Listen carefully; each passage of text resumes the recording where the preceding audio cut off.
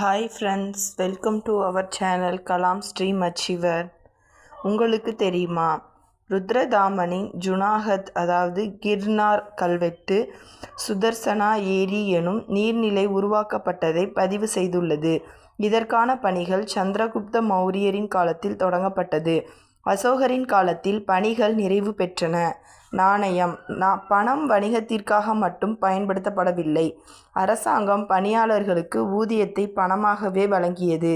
மயில், மலை மற்றும் பிறைச்சந்திர வடிவம் பொறிக்கப்பட்ட வெள்ளி நாணயங்கள், பணம், மாசாகாஸ் என்று அழைக்கப்பட்ட செப்பு நாணயங்கள் ஆகியன அரசினுடைய நாணயங்களாக இருந்தன.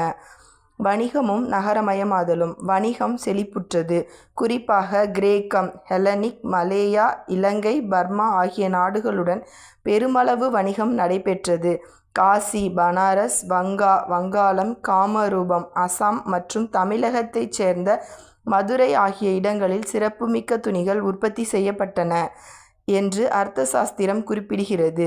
முக்கிய ஏற்றுமதி பொருட்கள்: நறுமணப் பொருட்கள், முத்துக்கள், வைரங்கள், பருத்தி இழை துணி, தந்தத்தினாலான பொருட்கள், சங்குகள், சிப்பிகள். முக்கிய இறக்குமதி பொருட்கள்: குதிரைகள், தங்கம், கண்ணாடி பொருட்கள், மெல்லிய நூலாலான கைத்தறி துணி அதாவது லினன். தேங்க்யூ ஃப்ரெண்ட்ஸ், கீப் வாட்சிங் அவர் சேனல்.